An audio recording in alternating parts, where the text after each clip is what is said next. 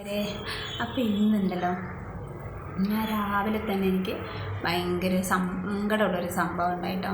എന്താണെന്ന് വെച്ചിട്ടുണ്ടെങ്കിൽ ഞാൻ കടയിലേക്ക്, ഇവിടെയല്ല ഫാൻസിയിലേക്ക് വരാൻ തുടങ്ങിയിട്ട് കുറേ വർഷമായിട്ടുണ്ടായിരുന്നു. ഫാൻസി പോകാൻ തുടങ്ങിയിട്ട് കേട്ടോ.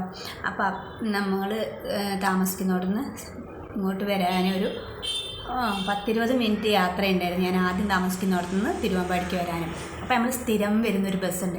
അപ്പോൾ നമ്മൾ സ്ഥിരം ഒരു ബസ്സിൽ പോകുമ്പോൾ നമുക്ക് കുറച്ച് പേരെ കൂട്ട് കിട്ടുമല്ലോ അല്ലേ.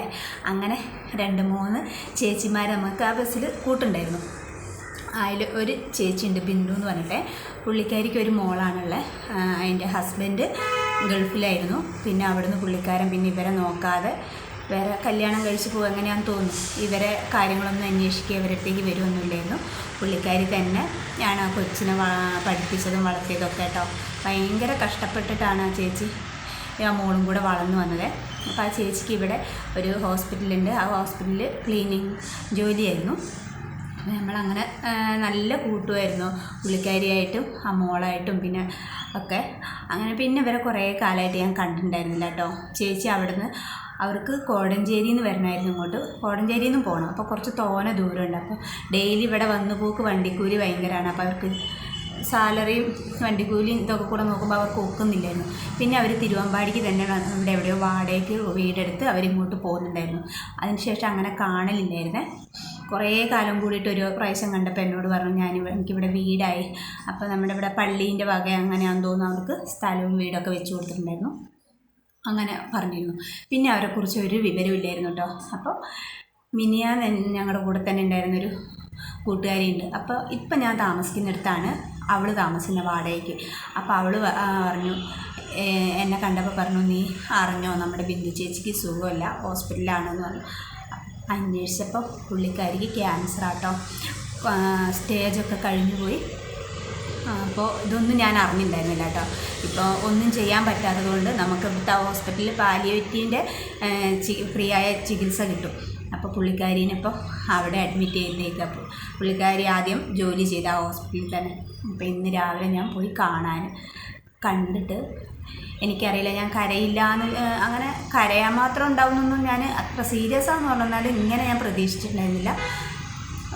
ഒരിക്കലും ഞാൻ കരയെന്ന് വിചാരിച്ചും പോയതല്ല. പക്ഷേ പുള്ളിക്കാരിൻ്റെ ആ കടപ്പ് കണ്ടപ്പോൾ എനിക്ക് എത്ര പിടിച്ചിട്ടും എനിക്ക് സങ്കടം നിയന്ത്രിക്കാൻ കഴിഞ്ഞില്ല കേട്ടോ. കാരണം വയറൊക്കെ നമ്മൾ പറയാം, 10 മാസം ഗർഭിണിയായിരിക്കുക എന്നൊക്കെ പറയില്ലേ, ചിലവർക്ക് ഭയങ്കരമായിട്ട് വയറ് ഇങ്ങനെ കടന്നു കഴിഞ്ഞാൽ പുള്ളിക്കാരിനെ കാണുന്ന അത്രയ്ക്ക് പൊക്കത്തിൽ വയറ് നീര് വെച്ച് പൊന്തിയിരിക്കുന്നു. നല്ല സുന്ദരി ഒരു ചേച്ചിയായിരുന്നു കേട്ടോ. ആ ചേച്ചിയാണിപ്പോൾ ഇതെന്ന് നമുക്ക് പറയാൻ വയ്യ. അത്രയ്ക്ക് അങ്ങോട്ട് ആൾ മാറിപ്പോയി. അത് കണ്ടു കഴിഞ്ഞപ്പോൾ മനസ്സിന് വല്ലാത്തൊരു വേദന.